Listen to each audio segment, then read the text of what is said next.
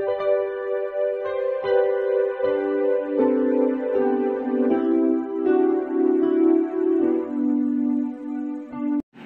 Students, প্রথমেই UK educational টিপসের পক্ষ থেকে তোমাদের সকলকে স্বাগত জানাই। প্রথম সেমিস্টার এমডিসি রাষ্ট্রবিজ্ঞান সাজেশন হিসাবে আজকে যে ভিডিওটি দেওয়া হয়েছে তোমরা লক্ষ্য করো। বাঁকুড়া ইউনিভার্সিটির ফার্স্ট সেমিস্টারের মেজর এবং মাইনর স্টুডেন্টসদের জন্য এমডিসি অর্থাৎ মাল্টি ডিসিপ্লিনারি কোর্স থেকে 2, 5 এবং 10 নম্বর মানের বেশ কয়েকটি প্রশ্নোত্তরের পার্ট 1 আজকের ভিডিওতে আলোচনা করা হয়েছে। সুতরাং স্টুডেন্টস, তোমরা ভিডিওটি শুরু থেকে শেষ পর্যন্ত প্রশ্নোত্তরগুলো ভালো করে লক্ষ্য করো এবং তৈরি করে নাও। প্রথমেই আমরা অতি সংক্ষিপ্ত প্রশ্নোত্তরগুলো দেখি। প্রথম প্রশ্ন হচ্ছে, ভারতীয় সংবিধান কবে গৃহীত হয় এবং কবে থেকে কার্যকরী হয়? ভারতীয় সংবিধান 1950 সালের 26শে নভেম্বর গৃহীত হয় এবং 1950 সালের 26শে জানুয়ারি থেকে কার্যকরী হয়। নেক্সট, ভারতীয় সংবিধানে মোট কতগুলি ধারা ও তফসিল আছে? ভারতীয় সংবিধান পৃথিবীর সর্ববৃহৎ লিখিত সংবিধান বলে পরিচিত। মূল সংবিধানে 395টি ধারা ও 8টি তফসিল ছিল। বিভিন্ন সংশোধনের পর বর্তমানে এই সংবিধানে 450টি ধারা, বহু উপধারা এবং 12টি তফসিল রয়েছে। এবার নেক্সট 3 নম্বর, 42তম সংশোধনে ভারতীয় সংবিধানের প্রস্তাবনায় কি পরিবর্তন করা হয়েছে? 1976 সালে ভারতীয় সংবিধানের 42তম সংশোধনের মাধ্যমে প্রস্তাবনায় সমাজতান্ত্রিক, ধর্মনিরপেক্ষ এবং সংহতি শব্দ 3টি সংযুক্ত করা হয়েছে। এই সংশোধনের পর ভারত রাষ্ট্র সার্বভৌম, সমাজতান্ত্রিক, ধর্মনিরপেক্ষ, গণতান্ত্রিক সাধারণতন্ত্র হিসাবে পরিচিত হয়েছে। নেক্সট 4 নম্বর, ভারতীয় সংবিধানের প্রস্তাবনায় কি অঙ্গীকার ঘোষণা করা হয়েছে? ভারতীয় সংবিধানের প্রস্তাবনায় ভারতবর্ষকে সার্বভৌম, সমাজতান্ত্রিক, ধর্মনিরপেক্ষ, গণতান্ত্রিক সাধারণতন্ত্র হিসাবে ঘোষণা করা হয়েছে। সেই সঙ্গে ন্যায় বিচার, স্বাধীনতা, সাম্য, জাতীয় ঐক্য ও সংহতি রক্ষা এবং সৌভ্রাতৃত্ব প্রতিষ্ঠার বিষয়ে অঙ্গীকার ঘোষিত হয়েছে। এবার নেক্সট প্রশ্ন, ভারতীয় সংবিধানের জনক কাকে বলা হয়? ডক্টর আম্বেদকরকে ভারতীয় সংবিধানের জনক বলা হয়। নেক্সট 6 নম্বর, ভারতীয় সংবিধানের প্রধান উৎসগুলি কী? 1935 সালের ভারত শাসন আইন, 1947 সালের ভারতের স্বাধীনতা আইন, ব্রিটিশ সংসদীয় গণতন্ত্র, মার্কিন যুক্তরাষ্ট্র ও কানাডার যুক্তরাষ্ট্রীয় কাঠামো, আয়ারল্যান্ডের সংবিধানের প্রস্তাবনা প্রভৃতি ভারতীয় সংবিধানের প্রধান উৎস। এবং 7 নম্বর, ভারতীয় সংবিধানের প্রস্তাবনায় কী ধরনের প্রজাতন্ত্র গঠনের প্রতিজ্ঞা নেওয়া হয়েছে? ভারতীয় সংবিধানের প্রস্তাবনায় ভারতকে একক সার্বভৌম, সমাজতান্ত্রিক, ধর্মনিরপেক্ষ, গণতান্ত্রিক সাধারণতন্ত্র হিসেবে গঠনের প্রতিজ্ঞা নেওয়া হয়েছে। নেক্সট 8 নম্বর, ভারতীয় সংবিধানের প্রস্তাবনায় উল্লিখিত 2টি নীতির উল্লেখ করো। ভারতীয় সংবিধানের প্রস্তাবনায় উল্লিখিত 2টি নীতি হল গণসার্বভৌমিকতা এবং ধর্মনিরপেক্ষতা। পরবর্তী প্রশ্ন 9 নম্বর, ভারতীয় সংবিধানে কী ধরনের শাসন ব্যবস্থা বলবৎ করা হয়েছে? ভারতীয় সংবিধানে যুক্তরাষ্ট্রীয় কাঠামোয় সংসদীয় গণতান্ত্রিক শাসন ব্যবস্থা বলবৎ করা হয়েছে। নেক্সট 10 নম্বর, স্বাধীন ভারতের প্রথম গভর্নর জেনারেল কে ছিলেন? স্বাধীন ভারতের প্রথম গভর্নর নিযুক্ত হয়েছিলেন লর্ড মাউন্টব্যাটেন। নেক্সট, ভারতীয় সংবিধানে 26শে জানুয়ারির গুরুত্ব কী? অথবা ভারতীয় সংবিধানের ক্ষেত্রে 26শে জানুয়ারি 1950 তাৎপর্যপূর্ণ কেন? 1950 সালের 26শে জানুয়ারি স্বাধীন ভারতের নতুন সংবিধান কার্যকর হয় এবং ভারত রাষ্ট্র পরিপূর্ণ আইনগত সার্বভৌমত্ব অর্জন করে। এবার 12 নম্বর, সংবিধানের মৌল কাঠামো অর্থাৎ বেসিক স্ট্রাকচার কী? গোলকনাথ মামলায় সুপ্রিম কোর্ট সংবিধানের প্রাধান্য, সরকারের সাধারণতান্ত্রিক গণতান্ত্রিক কাঠামো, ধর্মনিরপেক্ষতা, আইন, শাসন ও বিচার বিভাগের মধ্যে ক্ষমতা স্বতন্ত্রীকরণ এবং যুক্তরাষ্ট্রীয় প্রকৃতিকে সংবিধানের মৌল কাঠামো হিসেবে চিহ্নিত করে। এবার 13 নম্বর প্রশ্ন, ভারতের সংবিধানের কোন কোন অনুচ্ছেদে সাম্যের অধিকার বর্ণিত আছে? ভারতের সংবিধানের 14, 15, 16, 17 এবং 18 নম্বর ধারায় সাম্যের অধিকার বর্ণিত হয়েছে। এবার পরবর্তী 14 নম্বর প্রশ্ন, কোন মৌলিক অধিকারকে ডক্টর আম্বেদকর সংবিধানের প্রাণশক্তি ও হৃদয় বলে অভিহিত করেছেন? শাসনতান্ত্রিক প্রতিবিধানের অধিকারকে ডক্টর আম্বেদকর সংবিধানের প্রাণশক্তি ও হৃদয় বলে অভিহিত করেছেন। 15 নম্বর, কোন অনুচ্ছেদে ভারতীয় নাগরিকদের মৌলিক কর্তব্যের উল্লেখ আছে? 42তম সংবিধান সংশোধনের মাধ্যমে সংবিধানের 4th অধ্যায়ে ভারতীয় নাগরিকদের মৌলিক কর্তব্যগুলি উল্লিখিত হয়েছে। পরবর্তী প্রশ্ন 16 নম্বর, মৌলিক অধিকার বলতে কী বোঝায়?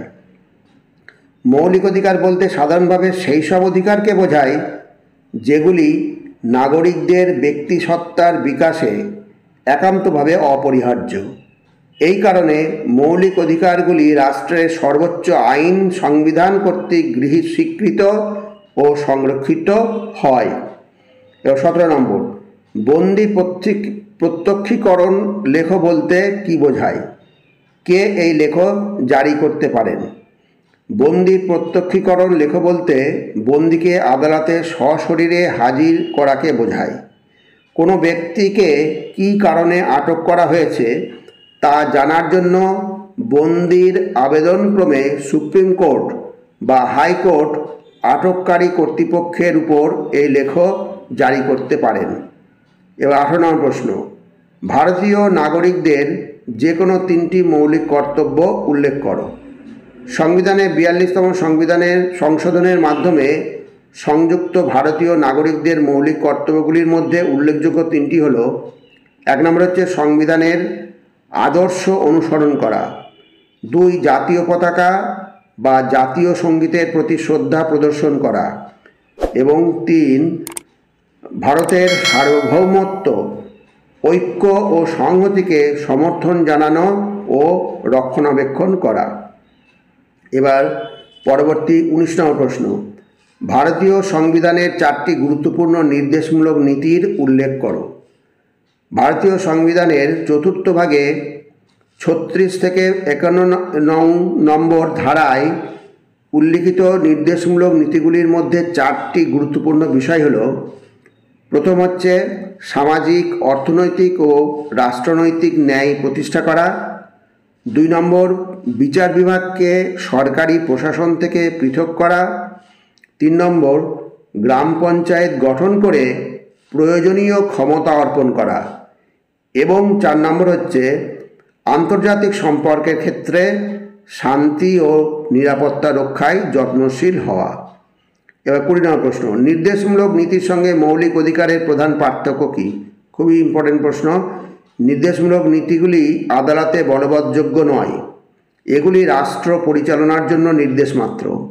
অন্যদিকে মৌলিক অধিকারসমূহ আদালত কর্তৃক বলবৎযোগ্য।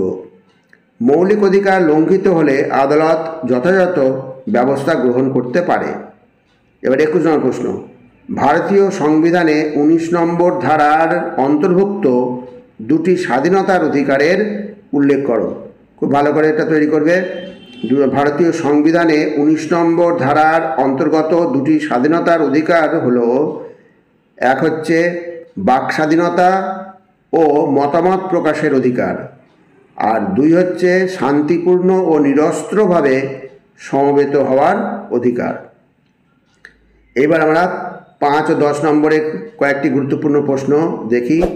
ইউনিট 1 থেকে আমরা দেখি, ভারতের সংবিধানের প্রধান বৈশিষ্ট্যগুলি আলোচনা করো, অথবা এভাবেও আসতে পারে, ভারতীয় সংবিধানের প্রধান 5টি বৈশিষ্ট্য আলোচনা করো। ভেরি ভেরি ইম্পর্টেন্ট প্রশ্ন প্রত্যেক কটাই। ভারতীয় সংবিধানের প্রকৃতি বিশ্লেষণ করো। 3 নম্বর, ভারতীয় সংবিধানের দার্শনিক ভিত্তি আলোচনা করো। 4 নম্বর, ভারতীয় সংবিধানের প্রস্তাবনাটি ব্যাখ্যা করো, অথবা ভারতীয় সংবিধানের প্রস্তাবনার তাৎপর্য ব্যাখ্যা করো। প্রত্যেকটা প্রশ্ন খুব গুরুত্ব সহকারে তৈরি করবে। এবার 5 নম্বর হচ্ছে সুপরিবর্তনীয় ও দুষ্পরিবর্তনীয় সংবিধানের মধ্যে পার্থক্যগুলি লেখো। ভেরি ভেরি ইম্পর্টেন্ট প্রশ্ন। অথবা এভাবেও আসতে পারে, নমনীয় ও অনমনীয় সংবিধানের মধ্যে পার্থক্য নির্ণয় করো। অথবা এভাবেও আসতে পারে, সুপরিবর্তনীয় ও দুষ্পরিবর্তনীয় সংবিধানের গুণ ও দোষগুলি আলোচনা করো। এই সুপরিবর্তন ও দুষ্পরিবর্তন সংবিধানের গুণ ও দোষগুলি অর্থাৎ সুবিধা অসুবিধাগুলি যদি তোমাদের ভালো করে তৈরি করা থাকে তাহলে এই পার্থক্যগুলো মোটামুটি তোমরা লিখতে পারবে। এবার 6 নম্বর হচ্ছে লিখিত ও অলিখিত সংবিধানের পার্থক্য লেখো। এটা সাধারণত 5 নম্বর হিসাবেই আসার চান্স বেশি। এবার ইউনিট 2 থেকে কয়েকটা প্রশ্ন দিয়েছি, এগুলো খুব ভালো করে তৈরি করে নিও। প্রথম প্রশ্ন হচ্ছে ভারতীয় নাগরিকদের মৌলিক অধিকারসমূহ বর্ণনা করো এবং এই মৌলিক অধিকারগুলির বৈশিষ্ট্য আলোচনা করো। ভেরি ভেরি ইম্পর্টেন্ট প্রশ্ন। অথবা এভাবেও আসতে পারে, ভারতীয় সংবিধানে প্রদত্ত মৌলিক অধিকারগুলির যে কোনো 5টি বৈশিষ্ট্য আলোচনা করো। খুব ভালো করে মৌলিক অধিকার এবং মৌলিক বৈশিষ্ট্যগুলো খুব ভালো করে তৈরি করে রাখবে। এইবার 2 নম্বর, ভারতীয় সংবিধান দ্বারা সংরক্ষিত স্বাধীনতার অধিকারগুলি ব্যাখ্যা করো। খুব ভালো করে করবে, এটাই ভেরি ভেরি ইম্পর্টেন্ট প্রশ্ন। ভারতীয় সংবিধান দ্বারা সংরক্ষিত স্বাধীনতার অধিকার। এবার 3 নম্বর হচ্ছে ভারতীয় সংবিধান দ্বারা সংরক্ষিত সাম্যের অধিকার। এটাও করবে ভালো করে। এইবার ভারতীয় সংবিধানে উল্লিখিত নাগরিকদের মৌলিক কর্তব্যগুলি লেখো। খুব ভালো করে করবে। এবার 5 নম্বর প্রশ্ন হচ্ছে ভারতীয় সংবিধানের মৌলিক কর্তব্য ও নির্দেশমূলক নীতির মধ্যে পার্থক্য নির্ণয় করো। ভেরি ভেরি ইম্পর্টেন্ট প্রশ্ন, এটা তো বাদ দেবেই না, খুব ভালো করে করবে। আর 6 নম্বর হচ্ছে ভারতীয় সংবিধানে বর্ণিত নির্দেশমূলক নীতিগুলি সংক্ষেপে আলোচনা করে। যদি নির্দেশমূলক নীতি আর মৌলিক কর্তব্যের মধ্যে পার্থক্য না আসে তাহলে নির্দেশমূলক নীতিটা দেওয়ার চান্স বেশি আছে। যাই হোক স্টুডেন্টস, এই যে প্রশ্নগুলো দিলাম তা একটা জিনিস হচ্ছে বলে রাখি যে এই গতবারের এই এমডিসি পলিটিক্যাল সায়েন্সের প্রশ্নে আমার দেখা হয়নি। যদি কোনো প্রশ্ন চলে আসে এখান থেকে তাহলে সেই প্রশ্ন কটা বাদ দিয়ে দেবে, বাদ দিয়ে বাদ বাকিটা করবে। তাহলে স্টুডেন্টস, যে প্রশ্নগুলো দিলাম খুব ভালো করে করো। আর যদি ভিডিওটি ভালো লাগে অবশ্যই সাবস্ক্রাইব করো, এর সাথে একটা লাইক দিও এবং তোমার ফ্রেন্ডসদের মধ্যে ভিডিওটি শেয়ার করো। তাহলে স্টুডেন্টস, আজকে এখানেই শেষ করি। তোমরা সকলে ভালো থেকো, সুস্থ থেকো, সুস্থভাবে পরীক্ষা দিও। Thank you very much.